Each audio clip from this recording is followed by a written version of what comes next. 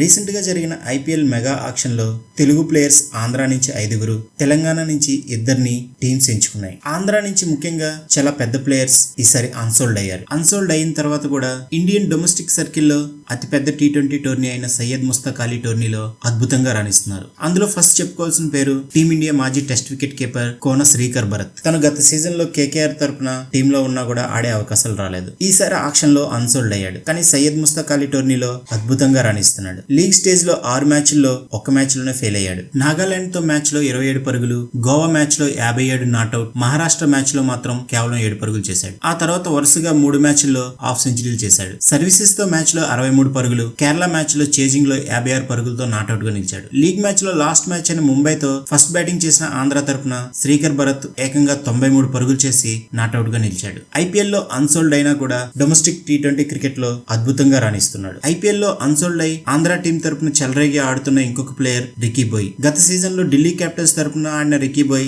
వచ్చిన అవకాశాలని సరిగ్గా సద్వినియోగం చేసుకోలేదు. దీంతో ఈసారి ఆక్షన్ లో తనని ఎవరూ కన్సిడర్ చేయలేదు. సయ్యద్ ముస్తక్ అలీ టోర్నీలో గోవాతో జరిగిన మ్యాచ్ లో 72 పరుగులు చేసి నాట్అవుట్ గా నిలిచాడు. ఆ తర్వాత మహారాష్ట్ర మ్యాచ్ లో 28 పరుగులు, సర్వీసెస్ తో మ్యాచ్ లో ఏకంగా 84 పరుగులు చేశాడు. కేరళతో మ్యాచ్ లో 14 పరుగులే చేసిన రికీ బాయ్ ఆ తర్వాత ముంబైతో మ్యాచ్ లో 68 పరుగులు చేసి జట్టు భారీ స్కోర్ కి దోహదపడ్డాడు. తను కూడా అన్సోల్డ్ అయినా కూడా సయ్యద్ ముస్తక్ అలీ టోర్నీలో ఆడిన 5 మ్యాచ్ల్లో 3 భారీ హాఫ్ సెంచరీలు చేశాడు. ఇంకొక ప్లేయర్ అశ్విన్ హెబ్బార్. ఈ నెల్లూరు కుర్రోడు గతంలో ఢిల్లీ క్యాపిటల్స్ తరపున టీంలో ఉన్న అనుభవం ఉంది. తను కూడా ఈసారి ఎవరు పిక్ చేయలేదు. తను కూడా సయ్యద్ ముస్తక్ అలీ టోర్నీలో అద్భుతంగా రాణిస్తున్నాడు. 6 మ్యాచ్ల్లో 43, 13, 36, 1, 12, 52 ఇలా వరుసగా మంచి స్కోర్లు సాధించాడు. ఇంకా ఈసారి ఐపీఎల్ ఆక్షన్ లో నేను ఖచ్చితంగా తీసుకుంటారని ఎక్స్పెక్ట్ చేసిన తెలుగు ప్లేయర్ లో ఫస్ట్ ప్లేయర్ బైలపూడి యశ్వంత్. తను మంచి లెగ్ బ్రేకర్. ఈ యంగ్ లెగ్ బ్రేకర్ కోసం ఏ ఫ్రాంచైజీ కూడా ఆసక్తి చూపించకపోవడం నాకు చాలా నిరాశపరిచింది. Andhra premier league second season లో వైజాగ్ వారియర్స్ తరపున చాలా అద్భుతంగా రాణించాడు. ఇప్పుడు ప్రెజెంట్ సయ్యద్ ముస్తక్ అలీ టోర్నీలో కూడా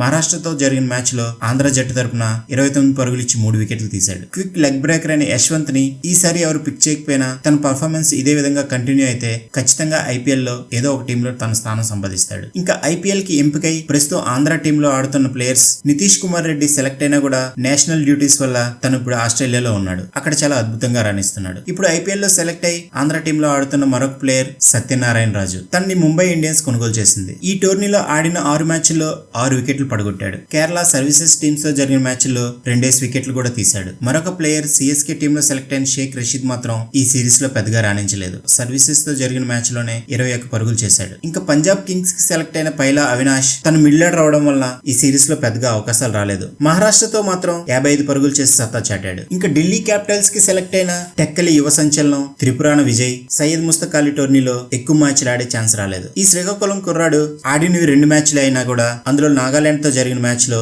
8 పరుగులు ఇచ్చి 4 వికెట్లు పడగొట్టాడు. ప్రస్తుతం సయ్యద్ ముస్తక్ అలీ టోర్నీలో ఆంధ్ర టీం లీగ్ దశలో చాలా అద్భుతంగా రాణించింది. ఆడిన 6 మ్యాచ్ల్లో 5 విజయాలతో పాయింట్ల పట్టికలో టాప్ 2 లో ఉండి క్వార్టర్స్ కి అర్హత సాధించింది. లాస్ట్ మ్యాచ్ ముంబైతో జరిగిన మ్యాచ్ లో కూడా గెలిచుంటే డైరెక్ట్ క్వార్టర్ ఫైనల్స్ ఆడే అవకాశం ఉండేది. కానీ ముంబై మ్యాచ్ లో 229 పరుగుల భారీ స్కోర్ సాధించినా కూడా ఆ స్కోర్ ని కాపాడడంలో విఫలమైంది. దీంతో ముంబై టాప్ ప్లేస్ లో ఉంది. ఇప్పుడు ఆంధ్ర ఉత్తరప్రదేశ్ తో ప్రిలిమినరీ క్వార్టర్ ఫైనల్ ఆడుతుంది. ఈ వీడియో మీకు నచ్చినట్లయితే ప్లీజ్ లైక్ చేయండి, షేర్ చేయండి, ఈ ఛానల్ సబ్స్క్రైబ్ చేసుకొని ఎంకరేజ్ చేయండి. Thank you.